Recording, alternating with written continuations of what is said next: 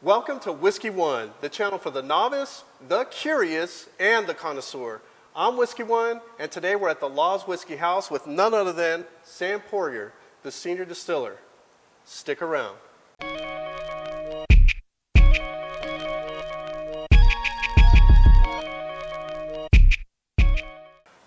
All right, folks, welcome Whiskey fam. We appreciate you stopping by and checking us out. And if you've ever been to the channel, the first thing you'll know is that I'm a big supporter of craft distillers and, of course, the Law's Whiskey House. I've been following them for quite some time. I like their bourbons, their ryes, their wheated, their experimental or their experiential series, their malt whiskey. And one of the things that we're going to do today is dive right into their core range and see what things they got lined up their sleeves. So, Sam, you are the senior distiller. That's right. So tell me a little bit about how you got to this place, got to Law's Whiskey, and what made you decide this is the spot for me. Sure, yeah. I grew up with a passion for craft beer, and when I started getting involved in that scene, going out seeing the places that make the beer and the people who make it, I got really interested. I grew up, my dad was a home distiller. He made terrible wine. But he had a little pot still that he would put on the stove, had a copper coil that would run across into the kitchen sink with some ice water, drip down into a little bottle, and I think I always thought that was just such a cool image. And I knew we were doing something wrong, too, so I thought that was cool. By the way, did your mom think it was cool? No. I think I thought that was cool, though. And so when I started being around the craft beer movement, I decided that I wanted to dig in a little deeper into making whiskey. So I took some courses, which eventually got me an internship, which is why I moved to Colorado. And I've been making whiskey in Colorado for 10 years now. I've been with Law's Whiskey House for 7, and it's just an amazing place to be. Very, very cool. You know, I think that's where a lot of people kind of cut their teeth, right, is brewing. It's not always the thing to start distilling right off the bat. You usually kind of take baby steps, and that's cool that you said that you learned a lot from your father. That was your inspiration to start, right? And I did recently see that the Law's Whiskey platform kind of started highlighting the different folks from the village, and you being one of the members, of course, of the village. It started with you kind of coming and saying this was the spot for me. Right? Oh, absolutely. Yeah, when I first came by here, I just knocked on the door. I was looking for work, and Al Laws, our founder, was the one running the floor that day, all by himself, all processes. He answered the door, brought me in, showed me around, and I was just blown away by how well it was set up, his passion for whiskey, and the quality and the quantity they were able to make on such a small system. Very cool. And I think that's it, right? Chemistry is key to plucking at your heartstrings, at least for me. If there's a certain vibe or a certain chemistry about environment I'm in or just an event, that's probably going to make me gravitate to that thing. And I think that's what it was, right? It was just that chemistry of wow, this is Al, he owns the place and he's still working it. Absolutely. He's doing everything. Yeah, and you touched on the village. The village is what makes up Law's Whiskey. It's not one person doing anything. Yeah. We don't have a master distiller. We have a team of talented distillers with different experiences, different knowledge levels coming in, and it's that collective knowledge and experience and passion that makes up our master distiller at Law's Whiskey House. Very cool. Now, you actually poured me something that we'll probably get into here in a little bit, and just my initial thoughts on it are, wow, I'm already, I'm salivating. And this is your upcoming 8-year bottled and bond, did you say? Bottled and bond whiskey. Yeah. All right. So before we dive into this, I think one of the things you definitely wanted to share was how you guys make whiskey as a village, right? How does the Law's Whiskey House make whiskey different from others, I suppose? Yeah. So we're a relatively small distillery in Denver, Colorado. Our focus is on whiskey and whiskey alone. We make a wide variety of whiskeys. You see some of them here. But we use traditional methods of making whiskey with a Colorado twist. Colorado is the big focus for us. We like to say that terroir is our master. So what that means to us is buying heirloom varietals of Colorado grain from small family farms. These grains are grown not for their big yields, but for their big flavor. So some of our grains are coming from family farms that have been in the same family for 4 generations. Our wheat, our barley, and our rye come from San Luis Valley, from the Cody family of Colorado Malting Company. And then our corn comes from eastern Colorado in Burlington, from a company called the Whiskey Sisters. And the Whiskey Sisters are recognized by Colorado for being a centennial farmer family, meaning that family farm has been in their family for over 100 years. Wow. So that's the start of everything we do, is the grain that we use. Then we're bringing it to our facility, and we are doing traditional sour mash whiskey in open air fermentation. We double distill in copper pot stills, and then we age in nothing but standard size 53-gallon American oak barrels. Very cool. And there's probably something that you probably didn't think of that you left out. There's a gargoyle that hovers above, like where they distill a lot of their spirit. Now, is there anything special or unique about that gargoyle? Like, does he bring good vibes, or is there a Gargoyle Enterprises is our company name, parent company. Al and Marianne Laws at one point were the only 2 employees of this company, and they were in here making whiskey every day. Now, Al didn't launch our brand like a lot of small companies do, putting out a white unaged spirit. It's not something we like to drink, so it's not something that we put out. So we waited 3 years before we put anything out. And he didn't source, right? I don't Never, think he sourced anything. never sourced anything here at Laws. So Al was in here every day with Marianne, helping him out, and he didn't really want people knocking on the door all the time saying, is there a distillery in here? You know, what's going on in here? So Gargoyle Enterprises was kind of the shadow company that was operating Laws Whiskey House. And there's, some little play on words there where gargoyles are supposed to ward off evil spirits, of course. So as all these barrels were coming of age, that was our parent company. I've shared a few dramps with that gargoyle, just so you know. Yeah. Snuck a few. Don't try to keep up. Exactly. All right, so now when I think of Laws, one of the first things that does stand out or like immediately comes to mind is bourbon and rye. Of course, you guys make other things, but bourbon and rye are probably like your key products.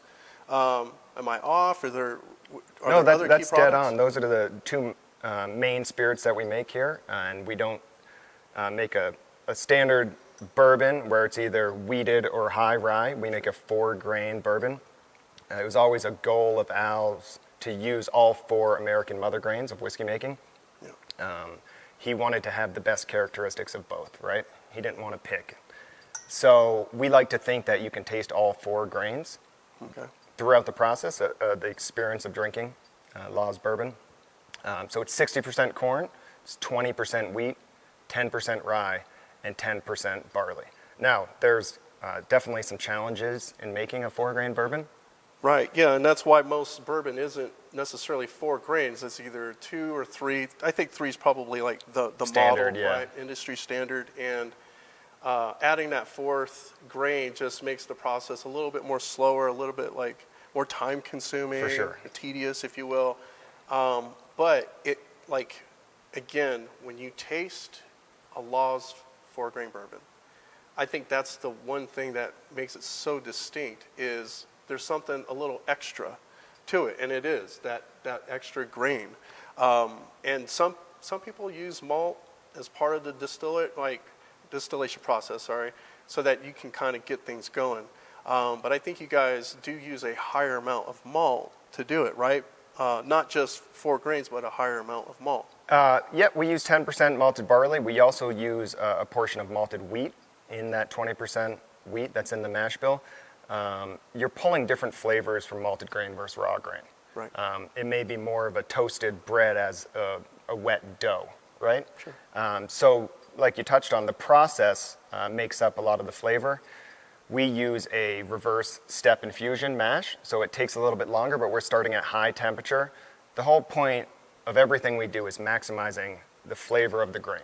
Yeah. And that's at every step of the process for us.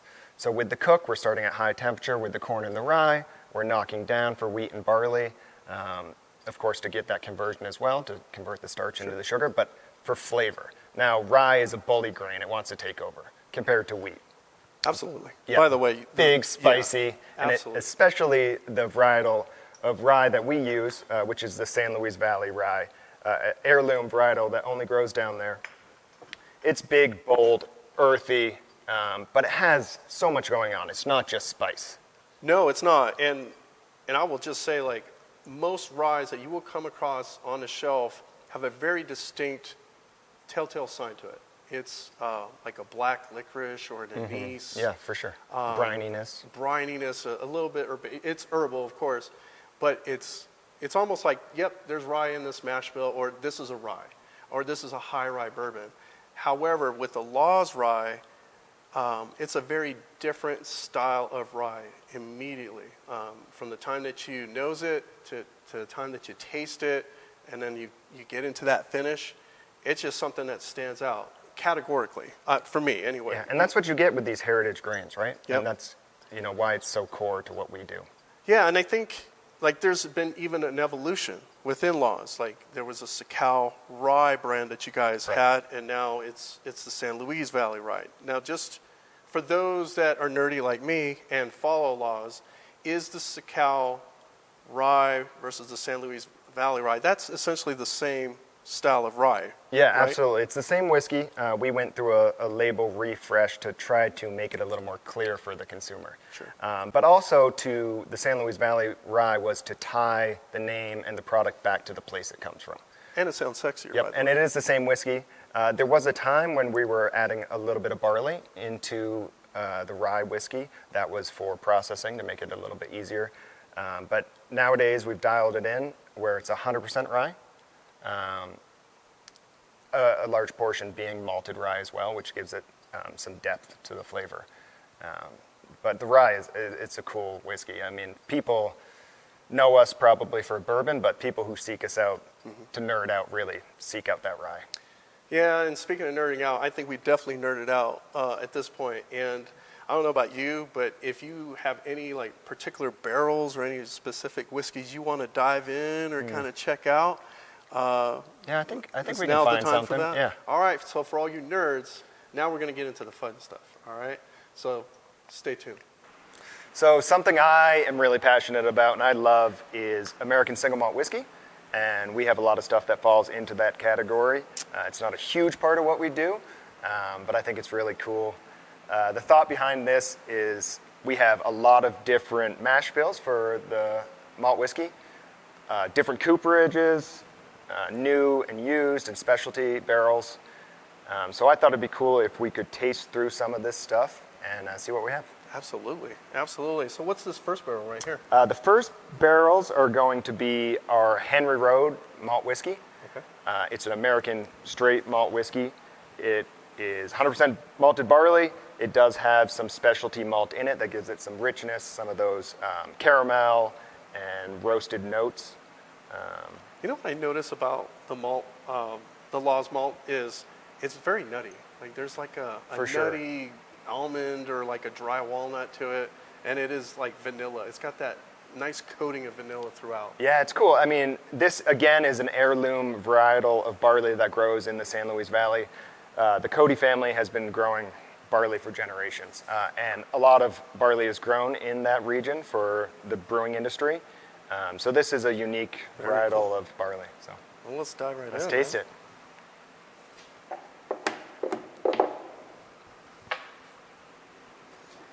Now, we're drinking straight from the barrel. So about how old are these? Like these first two? These ones here are going to be around 6.5 years old. Okay. And these are new barrels. So to be straight American whiskey, being that new first So use. they're not charred, virgin? These are charred American oak barrels. Oh, they are charred? Yep. Okay. These ones are going to be the same barrels that are bourbon and a rye aged. Very cool. Now, this will be my first time, like, thieving whiskey, so to speak. Now, you've done it probably a million times by now, but this will be, like, a first. Do you want to do it?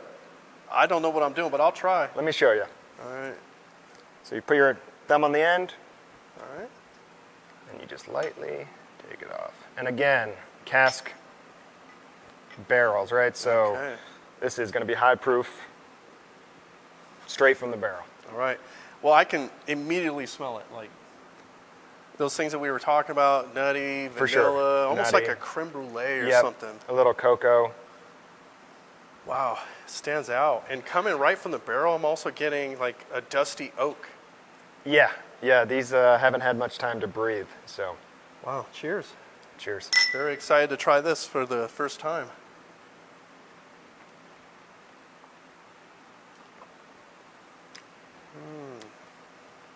It's pretty cool.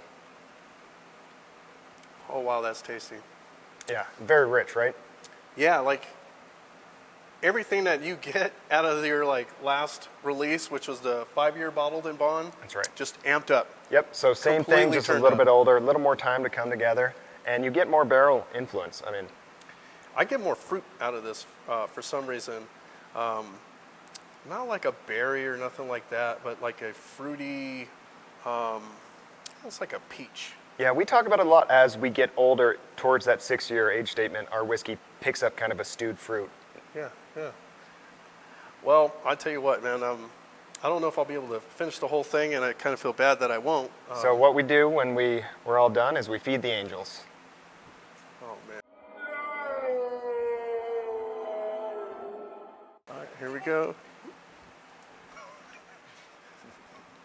Feels kind of wrong, but It does. I will say, like, I've never thrown whiskey ever.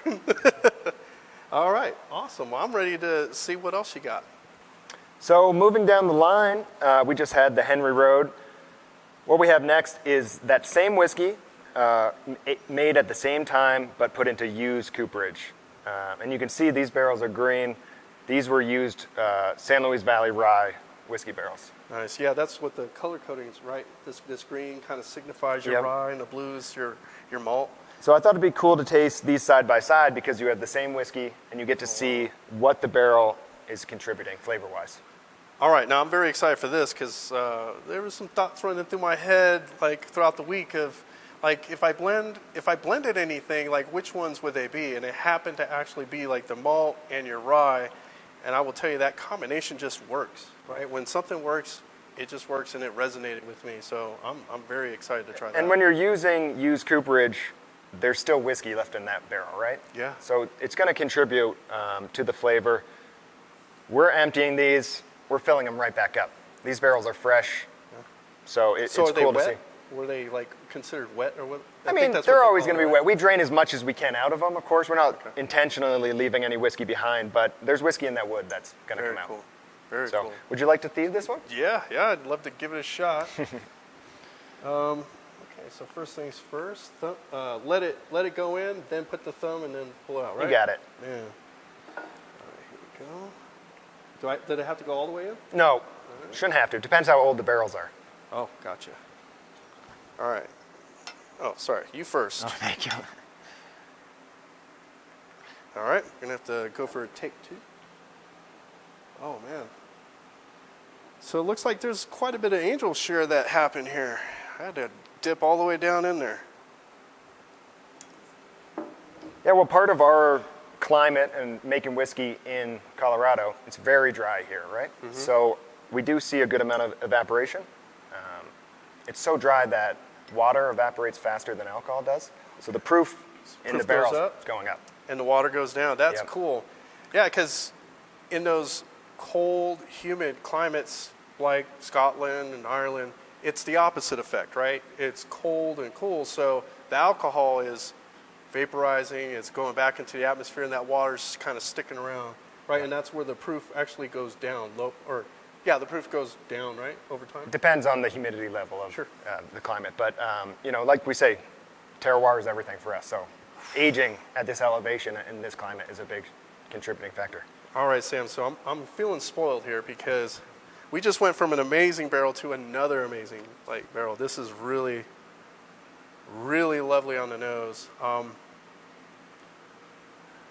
Definitely it less just- oak, right? I mean, Yeah, it just marries. caramel, Yep. sugars. Yeah, and it marries together.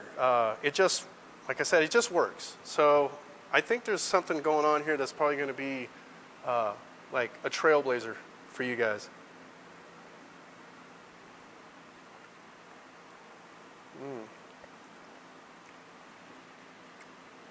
I mean, This come on. Yeah, this has got a lot more like sweetness. The rye doesn't necessarily kick the malt around and like beat it up and like push it out of the way. I think they're just hanging out together It's like there. best friends. It's there. Yeah. I really like it. There's a little bit of that nuttiness, but of course, I would say like the rye is a little bit more like pronounced or forward than the malt, but I mean, all the nutty creaminess and that vanilla and creme brulee just hangs out. And Just then hangs out. traditionally, with a used barrel, you're going to have to see longer aging times, right? Yeah. But I mean, at 6 years, it's tasting pretty good. You might have to wait a little bit for it, but Yeah. So how old is this, did you say? these are about 6.5. 6.5. So I know that when the time comes, a decision has to be made. This thing is ready. Do you feel like this is close to being ready, or are you kind of These are still waiting to delicious. see?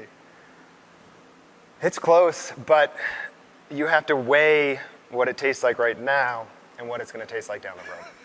Right. So, Right. do I love this? I do. I love it. Is this your favorite so far? These are some of my favorites. I love the used cooperage for the malt whiskey. Yeah. I'm a fan. I will tell you that. I'm gonna try to sneak in here, like sweet talk the gargoyle if I can, like just to Yeah. let me in from time to time, just to have a taste, if you will. We'll see what happens, but. Well, we got some cool things to taste after this, so All right, cool. I'm going to have one more sip, and then we'll dive into the peated. Is that what this is? that's right. Okay, I'm excited for that. I'm a big peat head. Cheers, by the way. Cheers.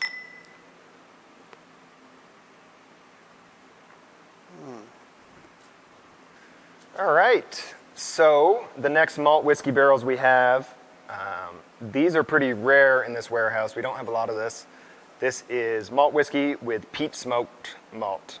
Now, Colorado Malting bought the peat, brought it in, Okay. smoked their barley. So still local grains that got Yes. peated. Colorado doesn't have many peat bogs. Yeah. We're kind of a high alpine desert here. Yep. So we had to ship it in. I believe this peat came from Canada. Okay. And peat goes a long way. So you don't need to use a ton of it. It can be pretty overpowering. So this whiskey has about 10% peated malt in it. Okay. So let's do it. All right, let's see it. Let's see it in action.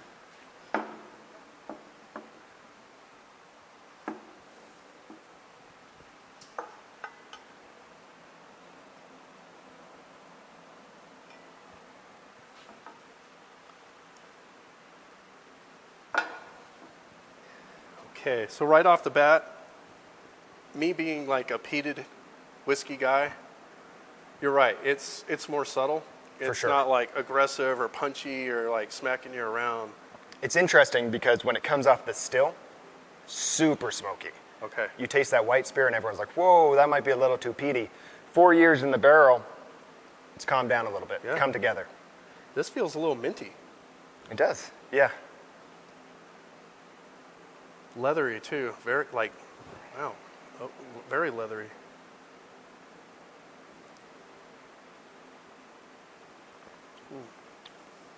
Then it comes on, right? Mm-hmm. Barbecue, Oh yeah, cured meats. yeah. But sweetness is still there from the barley, right? Oh, absolutely. Yeah. Yeah, and I'm feeling kind of like this like layer of brown sugar Yeah, totally. that you use to caramelize like a brisket or something like that, or just a barbecue.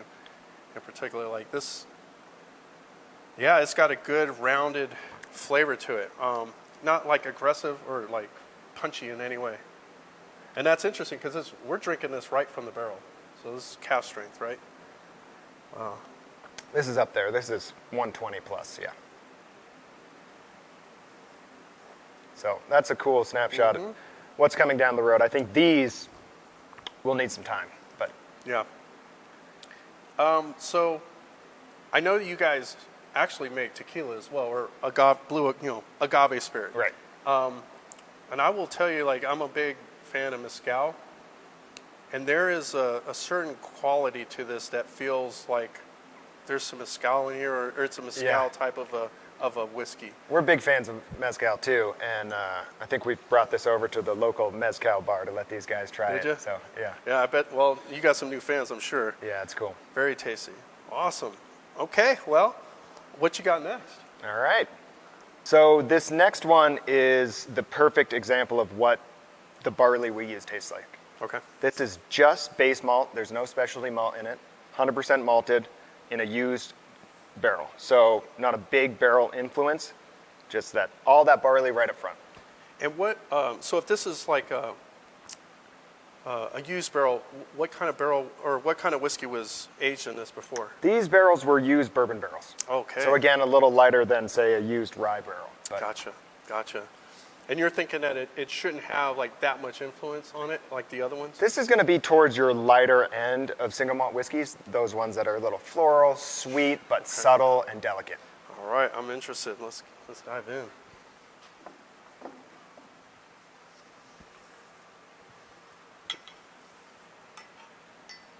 And you note that light straw color. Yep. And is that also because maybe are these not aged as long yet? Have they not been resting here as long? These are a little younger. These are still around 4 years old. These were 4 years in January. But that barrel being used once before the bourbon pulled so much of that flavor, so much of that color out. That's why these are a little bit This lighter. feels sparkly, sparkly and clean.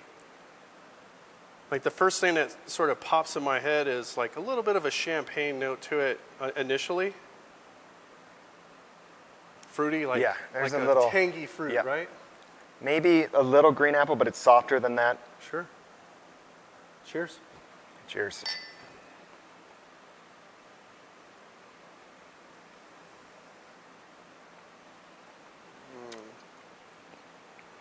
Yeah, this is a perfect base to anything you want to do in the future.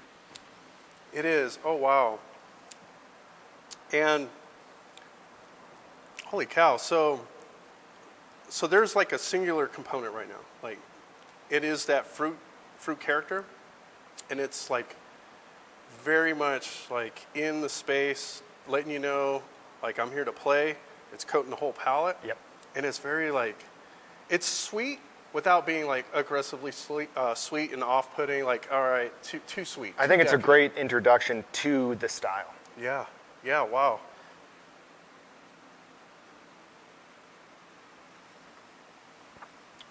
And anyone who drinks scotch knows there's a big spectrum, right? Mm-hmm. And that's kind of what we're trying to do here. We think of these as paints on a palette.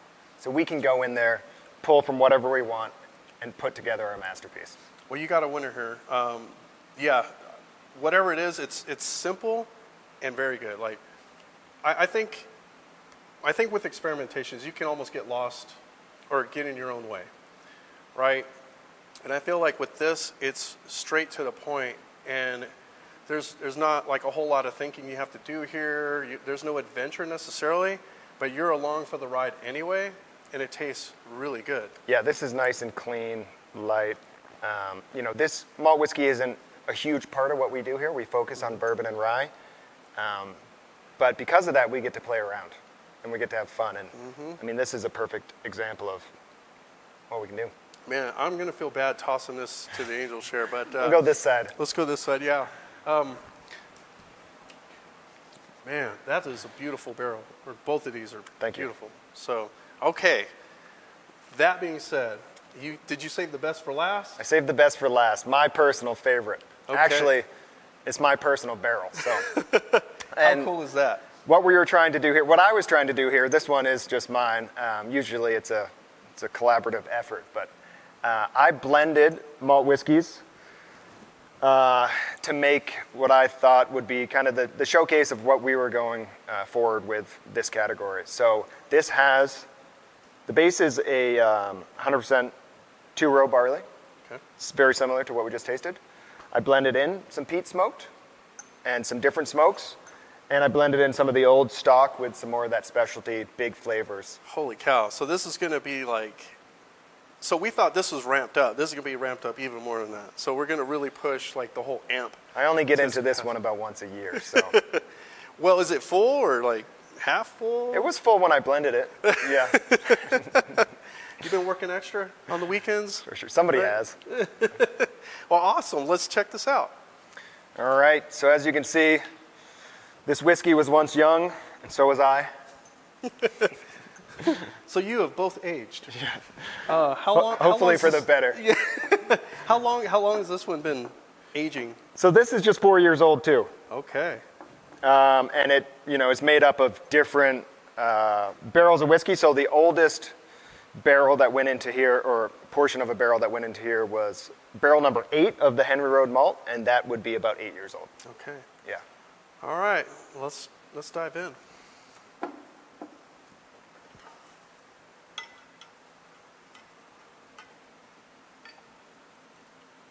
Okay. These ones we don't feed the barrels. We dump it back in. Dump it. Okay. What's that called? The opposite of the angel share is the devil's cut. That's right. That's what's So lost to the wood. Yeah. So we'll have to call it something else. We'll just call it the Sam cut. And this one's young, so it's going to go for a long time. I plan on sticking around for a long time, so Maybe the Sam share. we have time to workshop it. Okay, we'll work it. Okay, vibrant. Oh yeah, fruity. So you're not picking up too much smoke on the nose. It's very subtle in the blend. But I wanted something that was light, elegant, kind of delicate, but had a little bit of that smoke.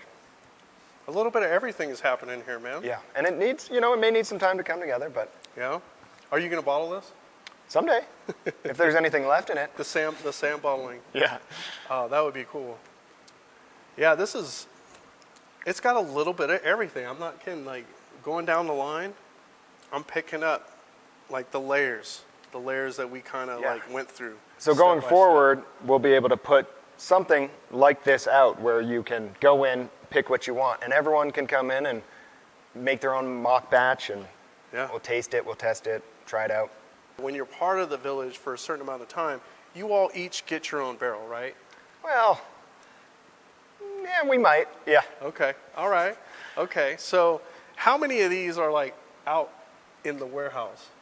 We have a lot of people in the village who have been here for a long time, and that's just a testament to the company culture and the workplace.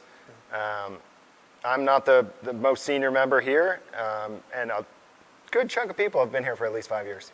I just think that's so cool because, like, this is the first time that I'm hearing a distillery that takes time and the pride to kind of give back to its own people, recognize, like, that it does take a village, right? You're part of a family. It's not just about, like, pushing widgets or anything like that, and giving back to everybody so that they have a little something that they can, like, be part of. Absolutely. And this is unique to you and to the Laws Whiskey family, right? Yeah, I but really appreciate that. they can't get into this. But I can. No, yeah. But I can. No, I it's just true. So appreciate it, man. Cheers again. Happy to share with you. Yeah, this is great. I like what you did. This is a good little blend here. And can I call it a blend, or is it technically not a blend? Generally, we like to say that it's a marriage here, because there's an association with the word blended sometimes, that people are buying it in from other places. So we like to say it's a marriage. Is this a previously used cask? Yes. Like, so whatever's in here is like a finished whiskey, I guess you could say? Some of the regulations with the new American single malt allow use cooperage. Okay. So Very cool. some of that wording we'll have to figure out. Yeah, beautiful, man. Hey, Sam, it's been an honor, like, and a privilege to, like, talk whiskey with you. Do you have anything else that you want to, like, try out or I taste? think, we should taste a couple more things. All right, Sam. So I really appreciate checking out all the different malt whiskeys that you guys have, and the different layers that we got, and the progression that we kind of went up into your barrel. That's a phenomenal barrel, by the way. And now it's time to kind of dig into your flagship whiskeys, your bourbon, your rye, but in particular, you have some upcoming releases that are your bottled and bond. This is an 8-year bourbon and a 7-year rye. Yeah, correct? So we wanted to give you a little sneak peek of what we have coming out. Awesome. These should be coming out around April. Okay. And these are the oldest bonded batch whiskeys that we put out. So it's kind of cool to see how it changes as it gets older. The last bonded bourbon and rye were both 6 years. This is 8 and 7. So going forward, you can expect maybe some older ones, maybe some younger one. It's kind of going to just roll depending on what we have and what's available and what we think is the best expression for the whiskey. Awesome. So I do have a question about that. So is there a particular like vision, as it pertains to the bottled and bond releases? Do you guys have something in mind that you're trying to like push the boundary on? Is it just to see, or just sort of showcase how things develop and get a little bit more complex with time? Yeah, I think so. For me personally, I think these showcase the best whiskeys we put out. The bourbon and the rye are the two whiskeys we focus on the most. They're our flagships. It's what we do, I think, the best.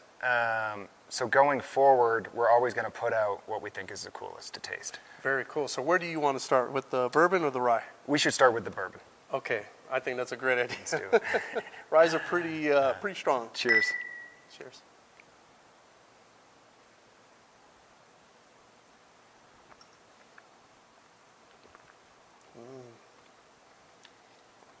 Oh wow. Yeah. There's a whole lot of like black tea and molasses and baking For spices. sure. And on this you one. hit it on the nose with black tea. That's something we get throughout our product line that's coming from the grain. Black tea, there's some honeysuckle in there.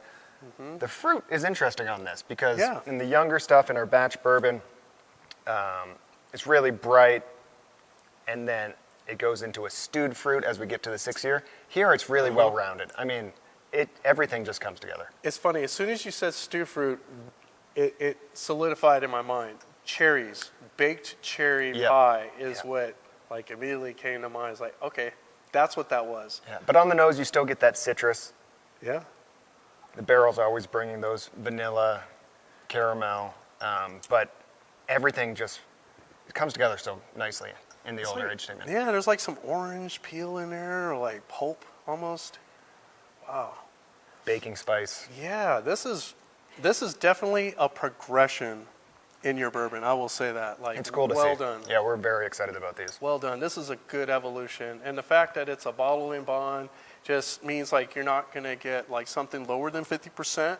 This is going to be 100 proof, so it's going to give a nice little balance of heat, right? A little bit of like kick, not cast strength, but kick. But not like watered down necessarily. Yeah. And I think, another thing about the bonded, what it means to us is, exactly how it was made and where it came from. Absolutely. There's some confusion sometimes on some whiskey labels out there on the shelves. If it's bonded, that's telling you, we made this. You know how it was made. Absolutely. Well done. Cheers. Yeah, Thank you. This is a classy bourbon, by the way.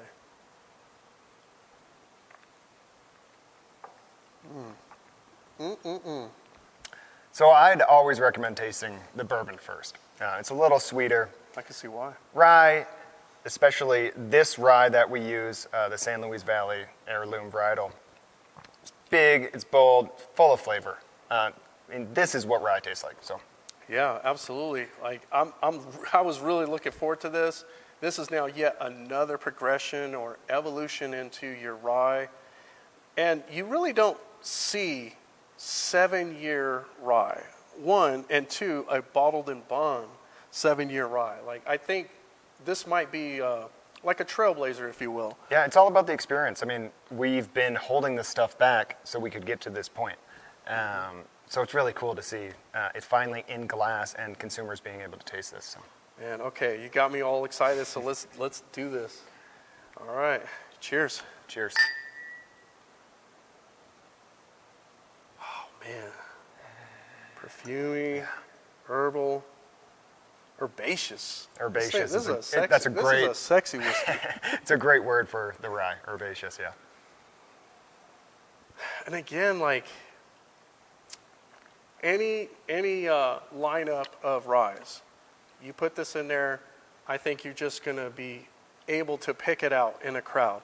And that's hard to do. I will just say, like, most times when you're drinking a whiskey, especially like blind, if you ever have like a tasting party or like a get-together and you do this like blind tasting, of course, you put a couple in there, there's going to be a few that like immediately you're going to be like, yeah, I know what that is. And I think this is going to be one of those because it stands so like further apart from other ryes. And not just like in flavor or boldness. It's just like it's a different caliber of rye and a different, just like a different personality. Yeah, the variety is very well rounded. It doesn't just present as spice, and it doesn't just present as anise. Yeah, exactly. It has a little bit of everything.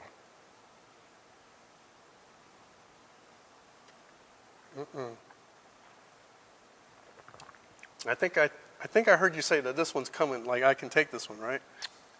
I think you can take this one. I think we came from like a pure cask strength barrel tasting to, all right, let's bring it down to like 100 proof. And I will say, like most tastings I've done, yeah, we don't get to bottled and bond as your lower proof. It's usually like, wow, we stayed high and we just kind of kept it there and kept that amp tuned up like way up high.